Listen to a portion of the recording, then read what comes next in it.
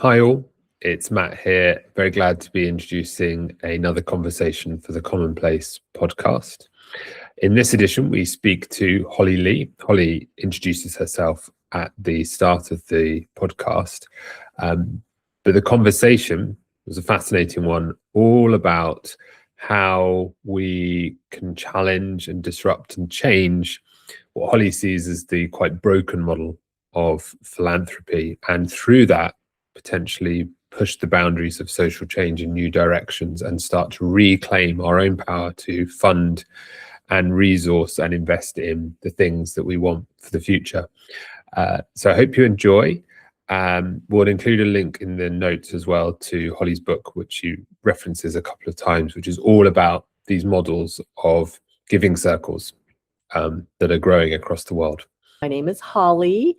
I live in Brooklyn, New York, though I spend a lot of time in New Mexico, where my mom and dad are 95 and 90 years old, which leads me to I'm a daughter, I'm a mom, I'm a partner, I'm a lover of big old dogs. I've got a big old Stu who just turned 11. I keep honeybees on my roof for a fun hobby, which we can talk about another time if you're interested. And I'm a big believer and fan and cheerleader for collective giving, collective power, collective action, because I live in the United States where the billionaires are literally taking over. And I think that reorienting the subject of our story towards normal, regular, non-billionaire people is the way we're going to get out of this mess. Thanks for having me on. Thank you, Holly. Yeah, we got the full picture. That's wonderful. And yeah, I would like to talk about how you keep honeybees on a roof and dogs too. Very important subject. They don't really do much together, just, No, not much mixing. Yeah. So I want to start off, you've sort of already led us to the first question I wanted to ask you, which is about philanthropy. And obviously we've got to separate in our mind billionaires from billionaire philanthropy. We're focusing perhaps a little bit more on the second here, but I'm sure we'll branch out into the money and the system of money in general. What do you think big philanthropy is broken? And if so, in what way? And how has that come about? Yeah, so that's sort of the subject of my book. So I wrote a book about a year ago called The Big We. And the first third of it is a critique of big billionaire, rich guy knows best philanthropy, which is how my generation, the last 30 years, that's been the frame of philanthropy, I think, in America. And we have to remember that philanthropy as a professional practice and sector was born during the first Gilded Age in American history. So if you think about the rise of the robber barons, railroads and steel, the Carnegies, the Rockefellers, the Fords. These are big eponymous foundations that still exist today with fortunes built then to live in perpetuity, right? That's when philanthropy as a formal sector was born. In America, we're living through a second Gilded Age with fortunes made in tech and banking and finance. And the wealth disparity in the United States now is even greater. Like the disparateness is bigger, vaster than it was the first time around. And to put an image in your heads, hopefully for not very long, just think about the videos, the images from Trump's inauguration this time around. The three men directly behind him on the dais when he was inaugurated were Musk, Zuckerberg, and Bezos. And those three men in America own and control as much wealth as 50% of the rest of us. Those three dudes own and control as much wealth as 170 million American people. To me, that's immoral, it's gross, it's not sustainable, and it's certainly not democratic. Philanthropy as a sector was born, and lots of good things happen. Thank you to Andrew Carnegie for a lot of public libraries that we still use today. Thank you for universities and places of higher learning and parks and public national parks and public parks that are in every city, right? So thank you to Big Phil for that. And Big Phil is my nickname for big billionaire, rich guy knows best philanthropy. And in the States, it's that person is almost always a white guy. a rich white person. And sometimes that person is a dead rich white guy who's literally controlling their philanthropy from the grave, you know? So what I try to say in my book, in this parts 2 and part 3, is that the philanthropic story is actually much older than Big Phil. And what the professionalization and billionaireization of philanthropy has done has in some way usurped and removed the way our people have always practiced generosity, care, and love before philanthropy was a professional field and sector. So if you guys have, I don't know what you talk about in the UK, but Koreans have care. You might have heard of Susu or Isusu or Arisan or Sociedad or Maheber. You know, one of the fun things about getting to do this work over the last 20 years is I've met a lot of people who are practicing philanthropy, which is literally the love of humankind.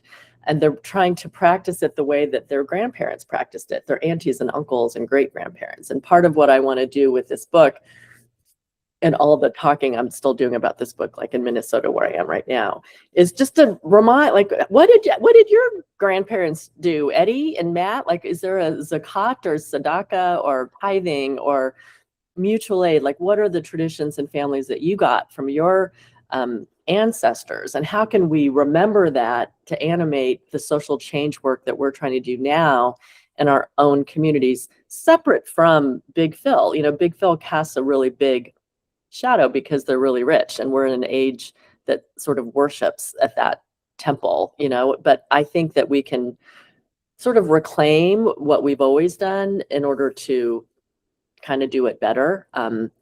And maybe augment, and maybe push back a little bit at the power that Big Phil is exerting right now. Anyways, that's sort of a long-winded response to what you asked, Matt. Oh, it's a brilliant introduction, Holly, to so many topics that I'm bursting with questions and thinking about which one to pick. So I'm just going to go with this as it's top of mind.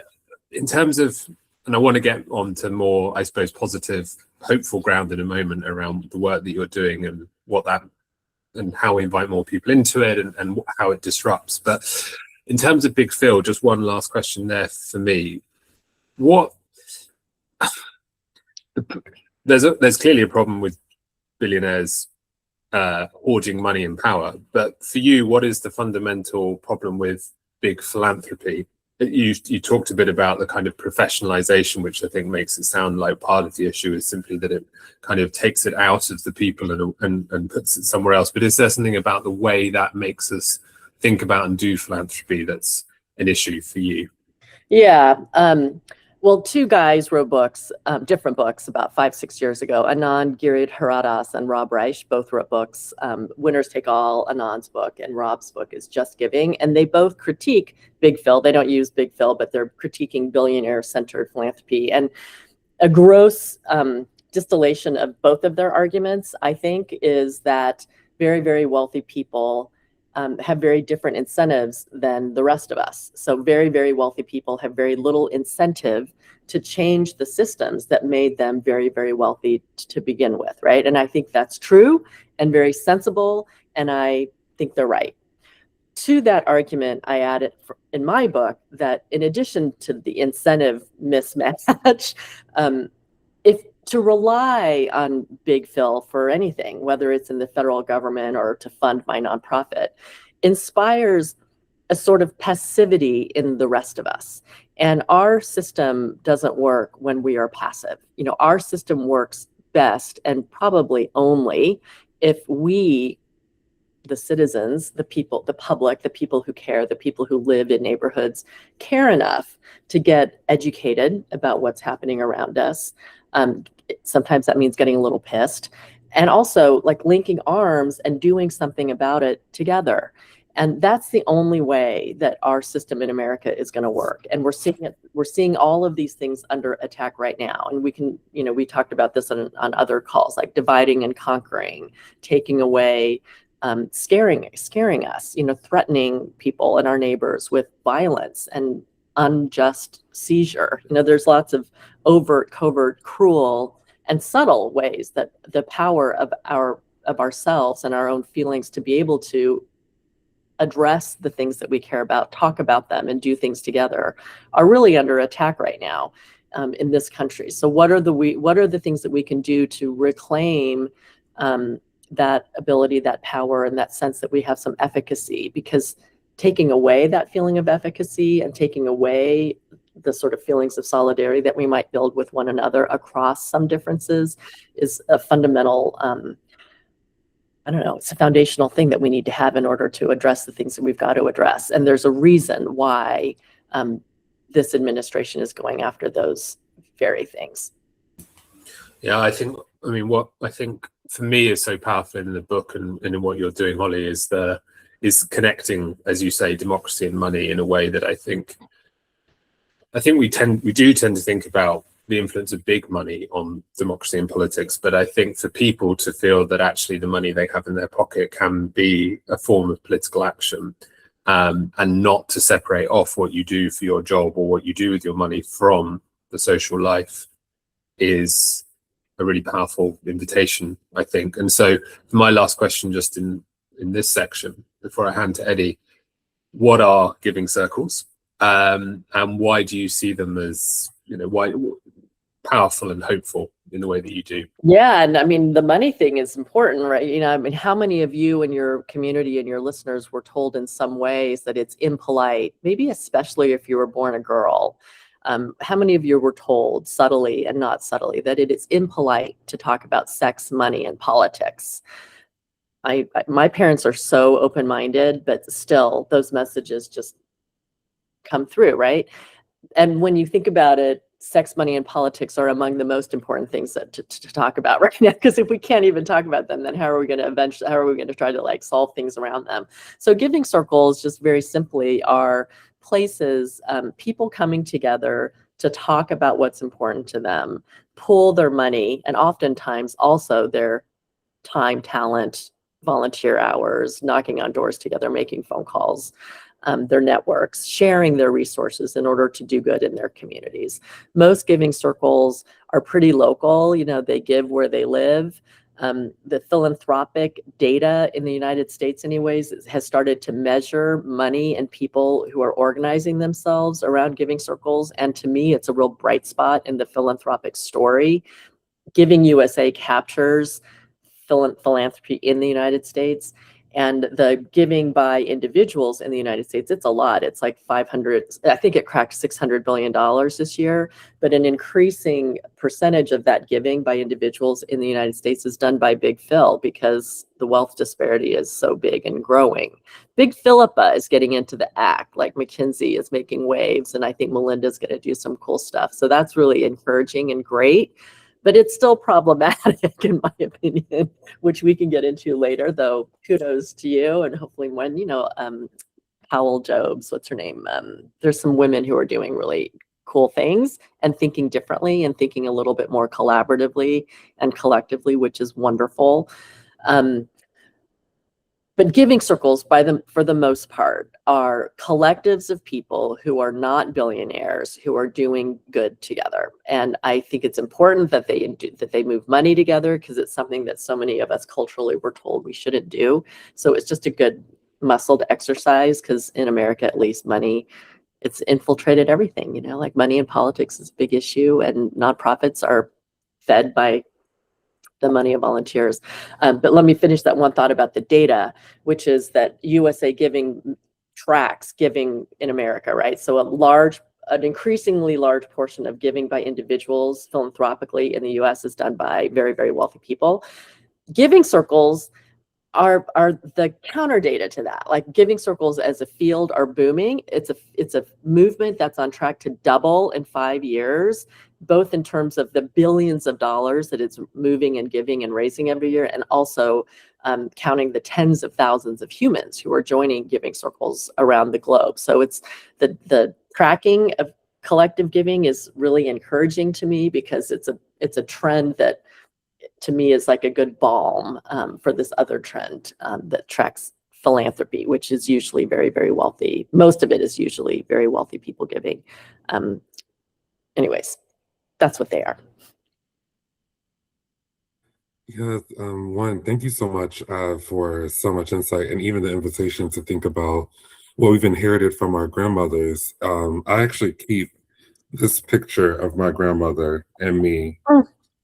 with me on a regular basis. Oh, It's literally in my notebook that I take to every meeting. oh my God.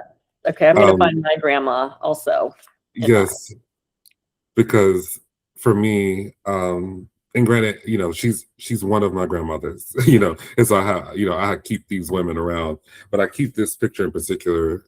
Oh, That's yeah. fine. Um, I share because I feel like I come from a legacy of folks who have shown up in whatever ways that they have. And it leads into, I think, some of the challenge I think that people have with initiatives that don't align with big pharma is the scale of impact. There's this sometimes because we're dealing with such huge issues, it can seem as though things that don't have big banners or big campaigns or big dollars in terms of like in comparison can seem like they're not necessarily making the dent that we expected to. And I'm curious in your experience about, because to me I think there's the literal part of philanthropy that's putting money to action, and then there's the community practice that is doing other things that may not necessarily track on a spreadsheet. And I'm curious to know in your experience of working with people in giving circles, kind of what is that impact that keeps that momentum going that's different from big pharma? I mean, big phil, Big big philanthropy.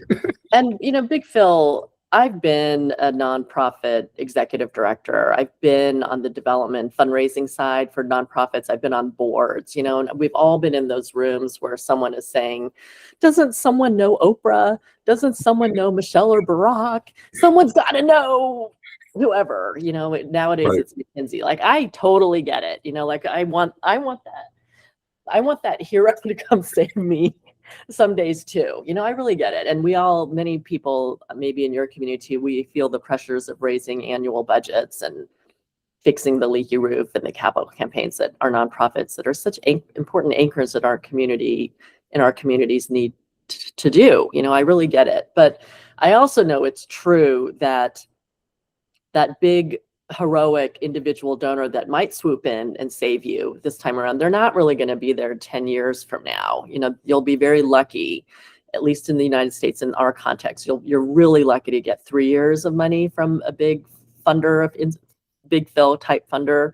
No one gets 10 years of funding from these guys. Rarely is it 5. Often it's 1, and often it's very limited to non-capital things, salary things even, like it's sometimes limited amount of money. So if I had to choose, even though it feels like more work, if I had to choose 10 people who could give me $1,000 each over time versus one person who could give me $10,000 one time, I would choose the 10, because those 10 are 10 individual people with 10 individual histories and 10 contact, big thousands of people who they know in their networks. They'll come to my events if I invite them well and keep them interested in what I'm doing as a nonprofit leader. Um, I have I have a much more, like, the math is better because they're connected to so many more people. If we need people to knock on doors for an issue or get a petition signed or to call a legislator about, I don't know, a waste plant that's going to be built down the street, I have a much better chance with those 10 people who have given us $1,000 each, that one of them might know someone who knows that legislator, or one of them might know someone who's on the board of that company or that influential. I have a much better chance of working those connections with those 10 than with one wealthy person who might not really have time for me, I might just be one of 1,000 groups that they support in that way. So it feels like more work, but in the long run, it's kind of like organizing, like it's sort of like organizing 101. Like, in the long run, knowing those people, knowing who their people are, knowing what their interests are, knowing we were just talking about this at my block association, like, who's the EMT, who's the sourdough bread maker, who's got the lead to the city council, like all of those connections kind of matter when we're trying to make social change from the ground up. And to me, that's just a more durable way to make that social change rather than relying on someone that's more going to plop in for a minute or two. Yeah, I mean, absolutely. And I think, and I'm interested to hear your thoughts here, because there's the other part for me about the difference with giving circles versus big philanthropy is also the way that we are contextualizing and understanding the problem and the solution, right? So like, for instance, in wanting to, I think part of the challenge of Big Phil is that it creates the idea that it's in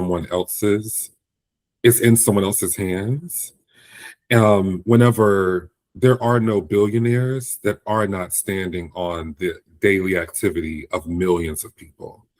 Like there is no wealth without the movement and participation and engagement of everyday people who participate in ways that allow for wealth to be accumulated by a few people. And so when we put giving circles as an option, I think it puts back in people's perspective the fact that 10 people coming together to do something is actually more than the one person giving $10,000. That's not the same 10,000. That is, like, to your exact point.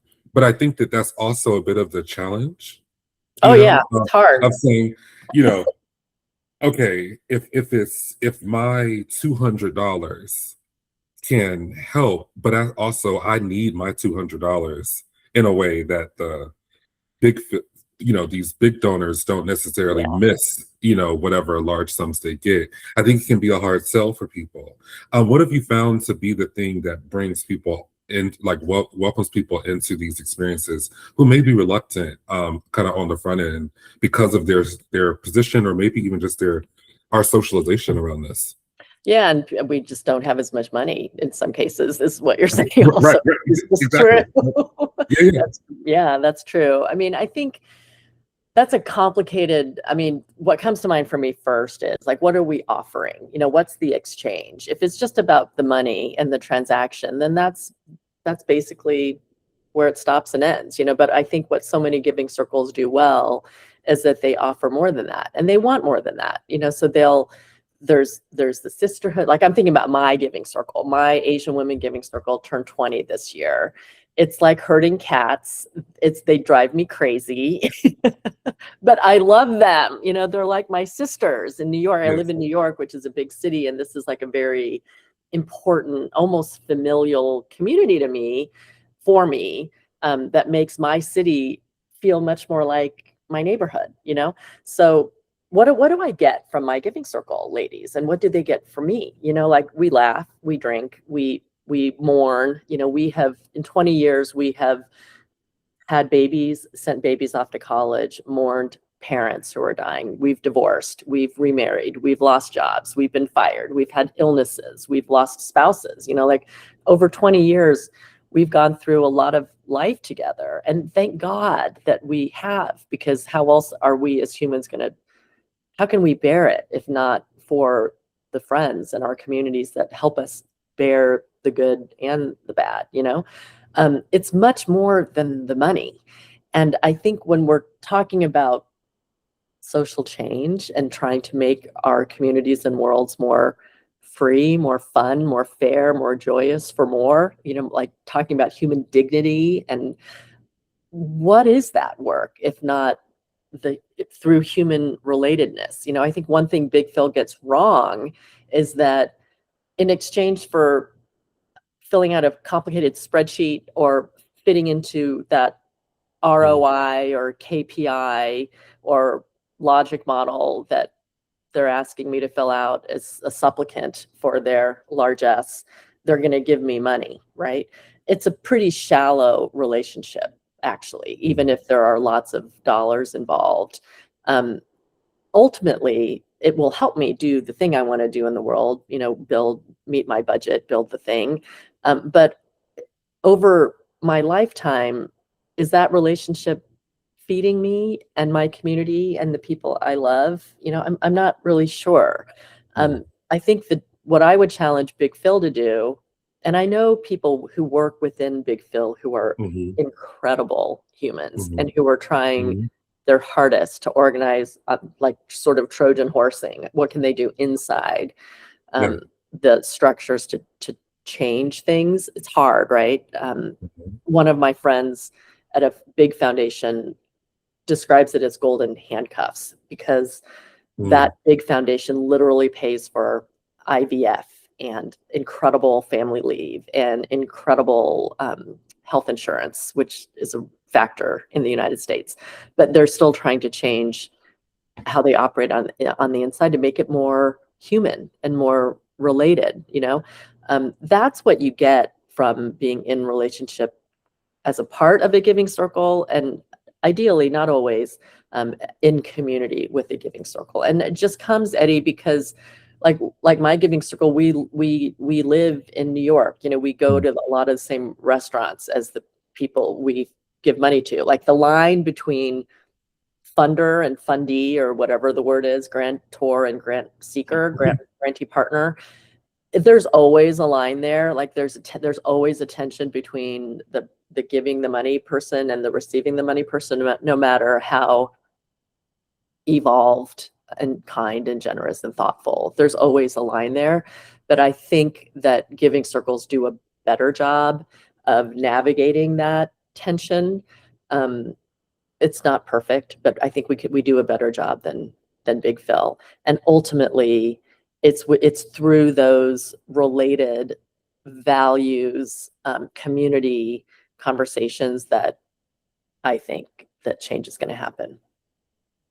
Absolutely beautiful, and it relates back, and I hope that this feels like it might even touch on the same points we just raised, but I think it's important to raise this because I think a big challenge of money in general in our system is, which is something that we talk about a lot with our community, is the way that money values things, the way that money counts things and explains what value is, and a lot of times it flattens it to the utility that it's going to be used for versus the range of things that are connected to how we can coordinate and collaborate together in society. And I think that practices that draw us back into the relational, which to me is the core of what money's value Yeah. actually is. Money is a facilitator of cooperation and allow convinces people to use their agency to do things. But when you build a system and a relational capacity amongst people that might extend beyond that, beyond money's ability to cooperate or coordinate that thing, it also changes what we see as possible Yeah. and how we think to solve problems. And which is, I think, the thing for us that we talk a lot about is the importance of a local practice, the ability to be in a kind of practice with a group of people that builds that muscle so we can start to ask different questions and maybe expect different things out of that. And so I don't have a question there, but it's more like as I'm offering a statement I here. love that. I You think know, you're totally right. These are muscles that we have to exercise. And I think it's easier I don't like to exercise actually, but I'm trying to move my body around because, I'm hitting that age. I'm supposed to jump and lift heavy weights, which to me, just like I'd rather clean toilets, honestly, but I'm trying. But I know it's going to be easier for me to do these hard things if I've got an Eddie in my corner or my giving circle ladies or someone who are like, come on, like, let's go do this hard thing together. And that's something we can exercise together. Money is a tool. It's not the goal for me. It never has been. Like, I need to pay my mortgage. I need to pay for my dog's elder, veteran, we all need money. It's a tool, but it's not the goal. And so sometimes in my sector, we talk about the 5 T's, and you guys probably do too. And there's actually 100 T's, but the 5 T's that are commonly referred to are time, talent, treasure, testimony, and ties. And these are all things that we can bring to the social change table in order to move our values in the world. And treasure is one of those T's. My personal favorite is ties, actually. Like, who do you know who can you connect me with to try to do the thing that I'm trying to do in the world, assuming you agree with the thing you're trying to do in the world? Who do I know in New York who could help you and Matt or connect you to do the things in the world that you want to do that have to do with building belonging and community and human relatedness. Like, it's my favorite, and you can't buy it. It's not something that you can use your treasure for. It comes from living in the world and being part of a community and not being an asshole, So these are things, if we think about money, treasure as one of the things that we can utilize in the world to do the things that we want to do and make our neighborhoods better for the future generations, right? Then money is just one of the things. In my book, I share the story of Rad Fund, which is a friend of mine, and he started a giving circle in Bed-Stuy with a bunch of friends. They're millennials, they're cool, and their giving circle was started because they all like to go dancing together. They believe in liberation and having a great time on a dance floor. And my friend Seiji is kind of a quant, so his giving circle came up with a literal spreadsheet. It's called Formula One, that their giving circle uses to figure out what's the optimal donation amount to the Rad Fund for you, Eddie, and you, Matt, and me, Holly, if we're all part of this giving circle. And the first time they shared, they all loved it because it fit their values, right? The group's values were to be really transparent about what each member was bringing to the table financially. They do other things too. They mentor, they volunteer, they use their 5 T's, but for the treasure part, they decided to try this thing called Formula One. And Seiji told me up front, the first year they did it, it was terrible. Everyone got Formula One at home that night by a Google sheet, and everyone filled it out into a shared sheet on their own. And then everyone sat in their feelings alone in their living room. So on the computer screen, they learned that one of their buddies had actually inherited $5 million from some person, and no one knew about it. So that person was sitting on this trust fund. Another person put into the spreadsheet their income was $50,000 a year because they're a school teacher. Another person put in that their income annually was $500,000 because they worked at some corporate something or other.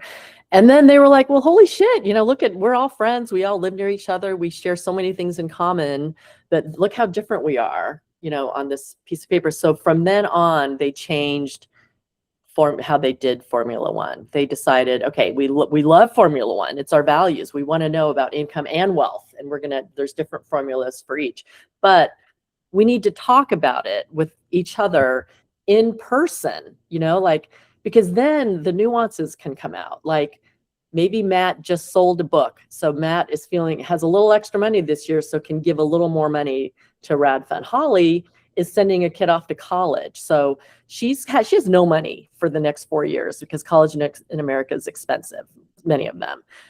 Eddie might have just bought their first apartment, so you have more assets in a way, but you're cash poor.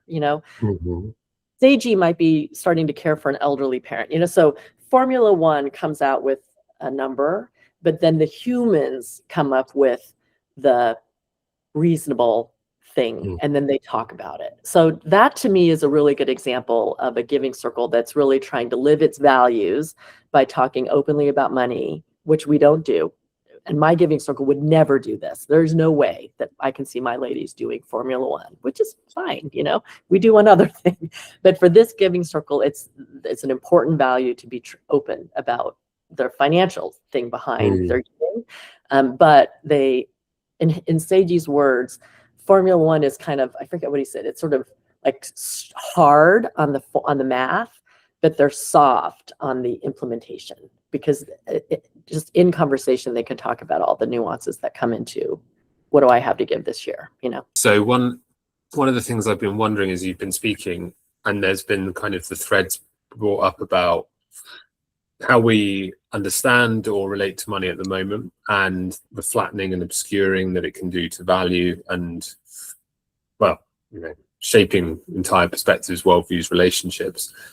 And also my experience, and I'm sure so many people's experience, of if you're trying to raise money for a project and you go to Big Phil or you go to a big foundation, the the barriers, the hoops you jump through, the way the relationship works, the hierarchies, all of that, such a big problem that we know in the sector and in social change work in general. I'm interested if you find that with giving circles, partly out of necessity, as you like described the way that they work, but also perhaps because people are slightly removed from that world, they're giving in a different way, and also are they giving to different things? Yeah, I mean, it's hard to generalize because every giving circle is different. And the context, of course, certainly in America, is we've all learned philanthropy from Big Phil. So I see lots of people starting giving circles who think they need to do what Big Phil does, which means they need to have a formal application process. They need to ask applicants to go through a lot of hoops to get often small dollars, right? Because we don't have as much money as Big Phil. And then we're going to ask a lot of them on the other side to prove to us that they have spent our dollars well, because we feel like we owe it to our donors, which is ourselves, to be, I don't know, proven to that they've done a good job. So this is what we've learned from Big Phil, because that's how we've learned that philanthropy is supposed to operate. A colleague and friend, Glenn Galick, I don't know if you know them, but they have a podcast called Break Fake Rules. And all of the things that I just mentioned are fake rules. You know, they were invented by Big Phil for Big Phil. It's not rules that the goddesses gave us or that are laws of nature. These are fake rules that Big Phil has made up mostly to appease and assuage Big Phil. So when I talk to people who are starting giving circles in a very nice anti way, we can question, like, well, why do you need, you're going to give $5,000 to 3 different organizations. That, to me, in my opinion, doesn't really warrant a site visit. In my experience, having been an ED of a small nonprofit, getting ready for a funder site visit can take a whole week of my time, and it might take more than that for some of the people on my team. Do you think a $5,000 grant from your giving circle warrants the amount of work that nonprofit's going to do to get ready for your site visit? Let's put these things in perspective. What would happen if you found out that grant went to a project that totally failed, but they learned something about it? The organization learned that, oh, you know what, like that was maybe not the best idea, but we learned these things, and now we're going to do this idea.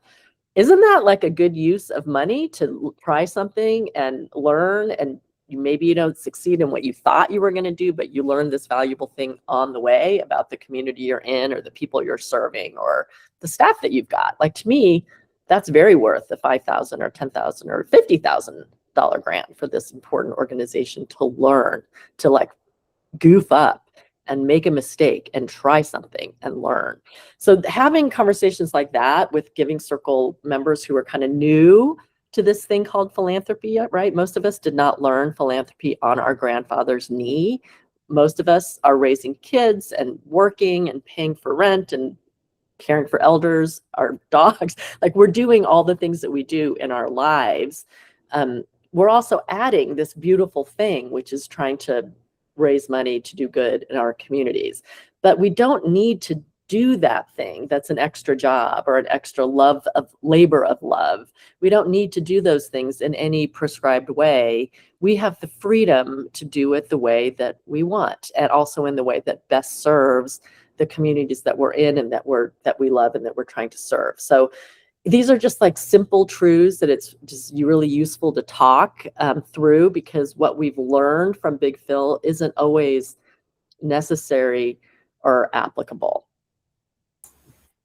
No, and as someone who's certainly been through all those hoops many, many times and very often failed, something I can feel incredibly strongly as you're speaking about it.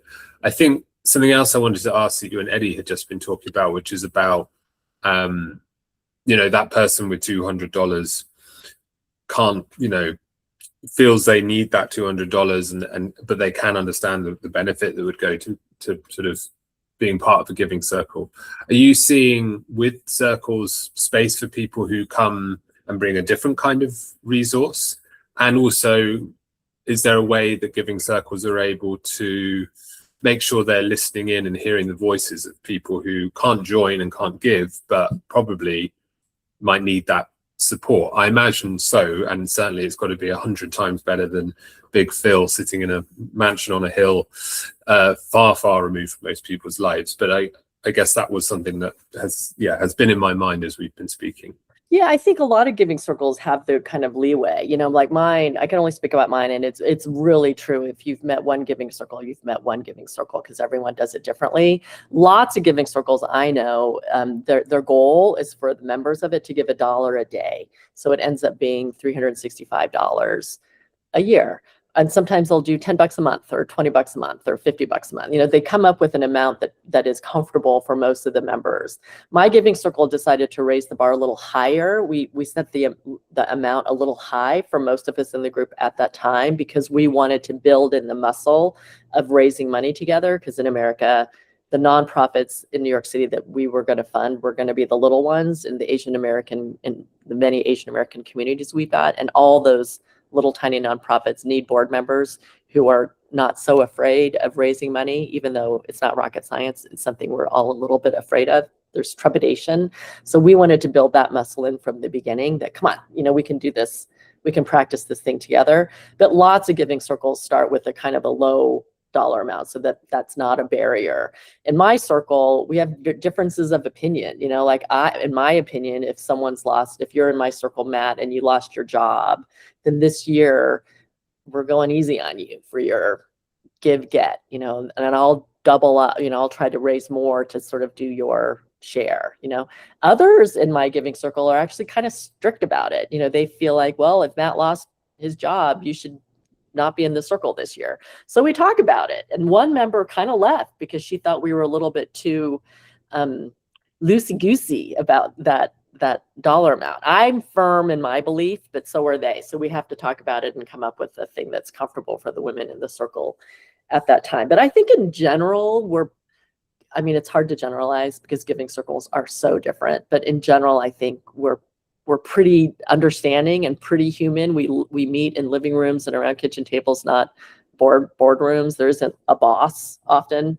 The challenge I'm finding is that so many giving circles feel like they need to do this like Big Phil does. And that's the challenge, is to sort of disabuse them of that learning and culture and history, and challenge them to carve their own, do the thing that isn't that. Do the thing that actually speaks more to your group and your values and what you want to achieve in the world. Thank you, Holly. Well, and coming up and sort of definitely picking up on that in terms of how you're using the money to do the things you want in the world. And this would be my last question in this little chunk.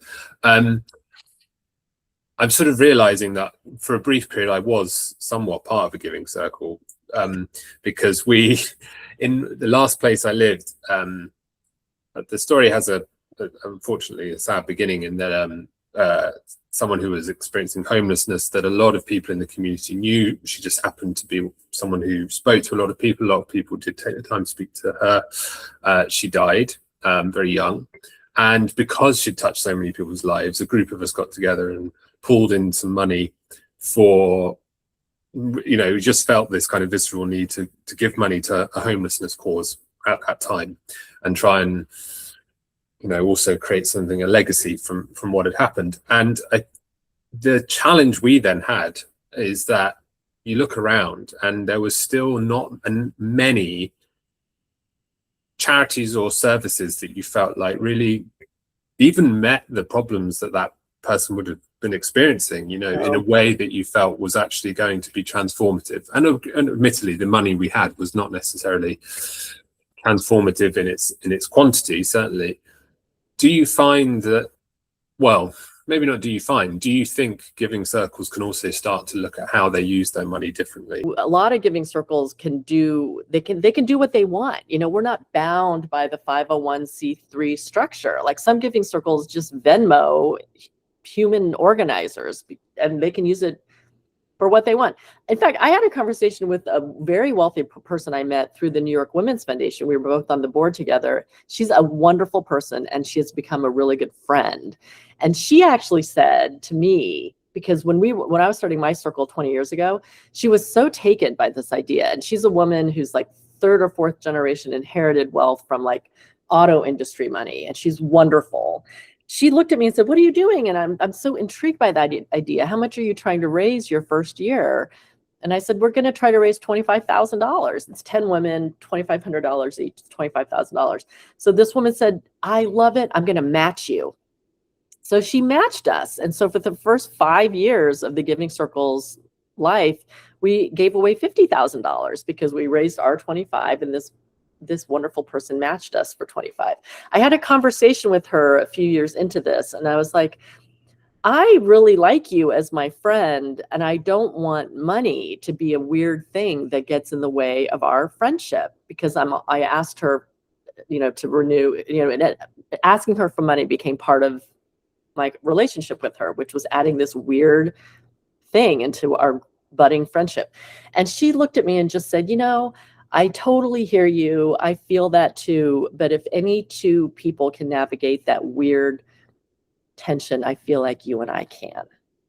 And I just thought that was such a lovely thing for her to say, and it's a weird dynamic to be in any kind of relationship, but money is a fact of our lives, and some have more, some have less, and there's giving and sharing always. So I just really appreciated this person, who is still a friend 20 years later, that she was just willing to have the conversation and talk about it and put it on the table. Now let's go back to where you start. What was the thing you just asked me about? Sorry, I took a tangent. I think, well, you did start. Oh, Giving Circle's doing more than money. Yeah, and using the money in new ways as well. In different ways, yes. So that woman has now, in the United States, it's some crazy thing. You can give, I think, $17,000 as a gift to anyone you want without a tax problem. So she's doing that just to organizers and, someone who used to be a nanny for her when her kids were home. Like, wealthy people in America do this often for their children and their nieces and nephews. You can just give $17,000 times 100 people if you have a lot of money. So what I've seen some wealthy donors doing on the social change side is using that same rule that has always benefited wealthy families, using that same vehicle to benefit the organizers and change agents who they admire. Giving circles aren't individuals with that kind of money usually, but when we pool our money, we can have a lot of money to give. And Giving Circles can do the same thing. We can give money to individuals. We can give money politically if we want. We don't have to follow the same 501c3 charitable IRS rules that charitable foundations must follow. Though that's a fake rule. We can behave like an individual. Individuals with wealth often have this thing called a family office, which I was unaware of until about 10 years ago. And the family office does everything for some families. They take care of which insurances do I need to have for the things I need to protect. Sometimes even travel, like who's gonna pick the amazing trip to go on and organize it? Who's gonna manage my properties? Who's gonna it's like accounting and legal and concierge services and philanthropy and political giving. When you have all of these functions under one roof, it kind of makes your life easier. It's like it helps you live your life and manage your life. Individuals do all of these things. They give politically, they volunteer their time, they give philanthropically, they invest in real estate. Giving Circles can think about all of those things too, because we don't have to be bound by the structures that Big Phil is bound by. We actually have a lot more freedom to do what we want with our time, talent, treasure, testimony, and ties in order to help our community. So it's almost like, be free, do not be bound by these fake rules that were made by not you and by someone who wasn't really thinking about you when they were making these fake rules. Love that, Holly. Yeah, thank you. I just heard about, I want to learn more about this, but there's a group in the United States called, or globally, called the Trans Justice Fund, and Gabriel Foster was one of the founders of it. One of the nuts that they got to start the Trans Justice Fund was a trust fund. And one of the supporters of the early founding supporter of the Trans Justice Fund is a woman with inherited wealth. And she very cleverly asked herself and this team, well, how do wealthy families pass on wealth in perpetuity to their families? They set up trust funds.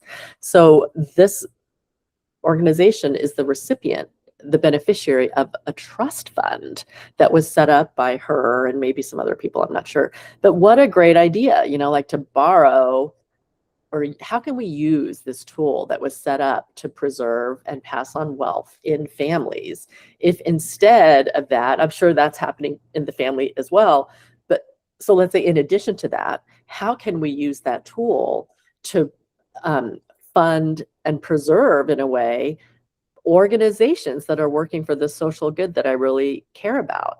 I've heard and I've known some other wealthy donors in the United States who are helping anchor organizations in local communities, buy buildings, because that's a way of investing in an anchor organization, potentially forever or 100 years or whatever, for that organization to have a home, and then also to earn some income by renting out rooms in that building to other nonprofits in Charlotte or whatever the town is. What a good idea, what a great way to pass on wealth, not just to my kin, my kids and grandkids and future generations, but also pass on wealth to the community that I care about and love. Yeah, it's interesting too, because I feel like this brings up, and I know we're nearing the end of our time, and this is a big question to ask at the end. I'm letting you know that now. Okay, because I think we've touched on it, but I think I want to go directly to one of the big, to me, challenges of philanthropy across the board, regardless to where it sits, is in some ways the way that philanthropy can run alongside normalizing inequity. Because so long as there are people who have to give, and that is a good thing, we don't necessarily require any of the systems that create the need for a philanthropic sector to even exist, or philanthropic practices to exist, to change in any way. Because there's going to be this net of people who are kind-hearted, who are going to jump in and clean up what the private sector, the public sector might completely just wash their hands of. And I think that there's a thought for me about how can people who are engaged and who are going, whether through honestly giving circles, which we're seeing, and you've given such great examples of how it can do so much good.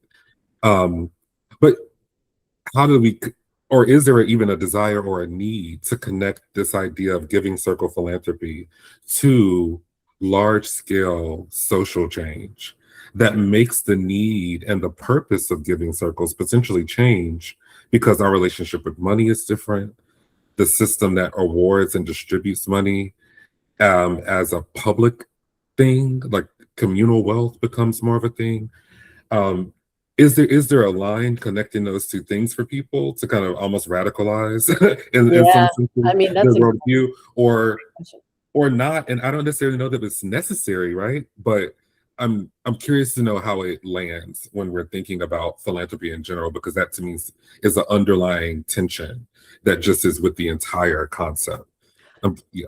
Totally true. And as we started this conversation, philanthropy's origins are kind of dirty. It's a lot of assuaging guilt, and a lot of sort of, oh, I'll do this charity over here while I'm just a rapacious hoarder over here, and we see this, books have been written about this, right? Yes. And people are starting to talk about it, and it's changing little by little. I mean, do you guys know Farhad Ibrahimi? He's a wonderful guy, sort of a philosopher of our sector. And he describes philanthropy as a transitional form. And while we're in this moment, those of us who are in it and have access to it have to try to change it and work in it and try to move those dollars towards building more equity, fairness, justice, and joy. I'm actually a pretty big believer in government. My magic wand, I mean, and when we look at the dollars moved in philanthropy, the dollars moved in private capital markets, and the dollars moved in government, tax dollars, the philanthropy bucket is like my pinky, the nail on my pinky in terms of scale, right? Yeah. So much more money is moved in capital markets and in America with tax dollars. So to try to address anything with philanthropy alone is just not wise. It's just not good. It's like going into a fight with my pinky against a gorilla, right?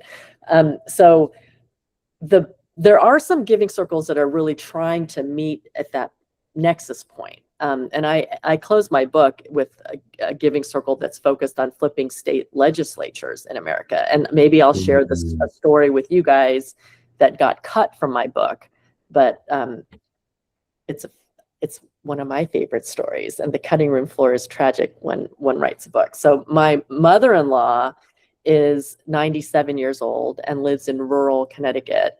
I might have told you this before, but your friends on the recording won't have heard it. She lives in rural Connecticut. And a few years ago, when she was right around the youthful age of 90, she became aware of a Connecticut state legislative seat that was flippable. And the person who held it was sort of an old boys network, white guy, Republican. And she was interested in supporting the challenger, who was a younger candidate and a woman and a Democrat. But it's hard to flip a seat and from to a challenger. So she called the campaign office of the challenger, whose name is Maria, and she said, "What can I do to help?"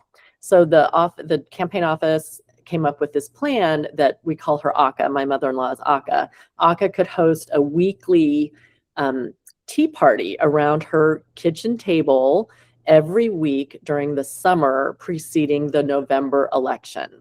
And her table seats 8 people. So if there's a spot for Maria, the candidate, and a spot for Aka, that leaves 6 seats around the table for neighboring townspeople, her townspeople, to meet the candidate. So Aka figures that for about 12 weeks, she literally hosted a weekly tea party, and about 72 people came to meet the candidate. The November election happened. It was so close, it went to a recount. And the challenger, Maria, won the election by 57 votes. She's gone on to hold that seat for 2 more cycles. And it didn't flip the balance of power in the state legislature, but it added a blue seat to the Connecticut state legislature. And weekly tea parties held around my 90-year-old mother-in-law's table helped made a material difference in flipping that seat towards the candidate that was going to be more responsive to working families in my mother-in-law's area. So that's an example to me of a regular, she's an affluent lady in a affluent town in a very rural part of Connecticut, but she's not Big Phil. She did this in a very grassroots, neighborly, come on, meet this person. I really believe in her. Make your own decision, but I'm going to create the space where you can make that connection. That to me is like such a hopeful thing. And my book has a story of a 17-year-old in Arizona who started a giving circle and raised, I think, $13,000 with her high school friends and neighboring high school friends during their first cycle.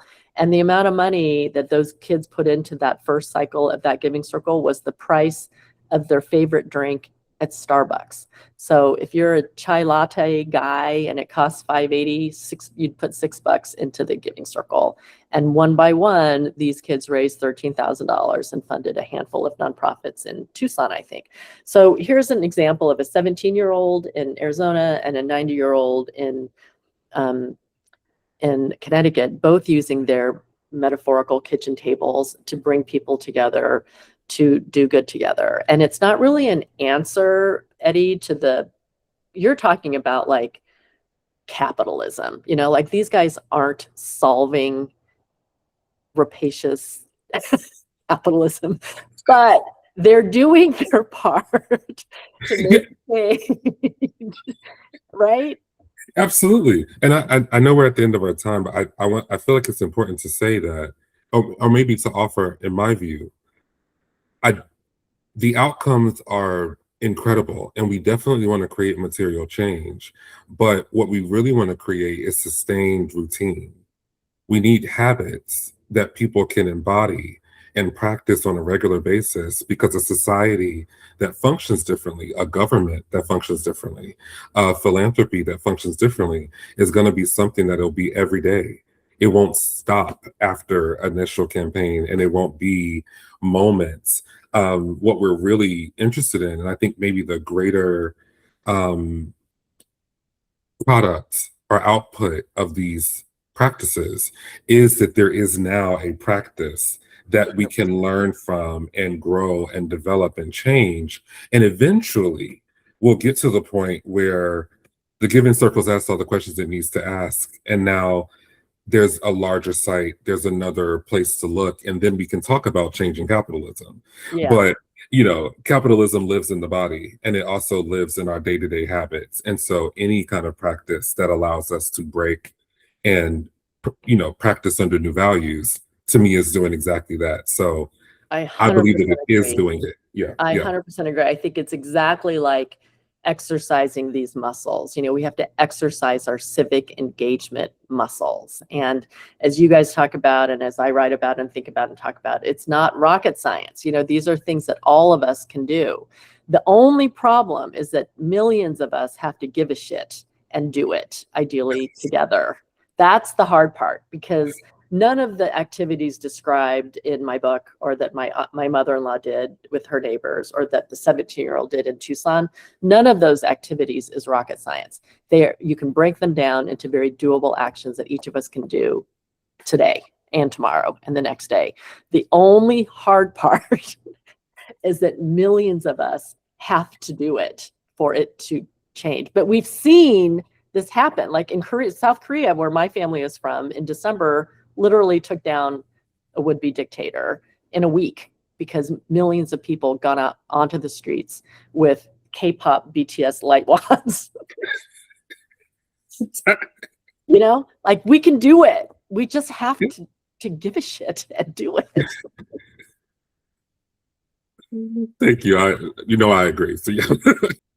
I mean, it's also, but I think the work you're doing and the circles are doing, they're making those pillars, those foundations that will make it easier for others in the future as well. I hope so. I really hope so, Matt. I mean, I think I'm writing a next book, and it's literally the subtitle. I'm fighting with my publisher about the title, I know, like a fun way, but the subtitle is going to be something like 5 things you can do right now to be a better citizen today.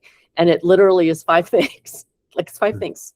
And the first thing is invite 5 friends, 5 neighbors over for dinner, because neighborhoods are, to me, like the building block of a functioning democracy. Absolutely. Yeah. Oh, well, I'd love to talk more about the book at the next opportunity. Next time. But for now, thank you. And bees and dogs. Yeah. Thank you, Holly. Thank you so much. You're welcome. Thanks for having me on. And hi to your community. Thank you for what you're doing. Thank you.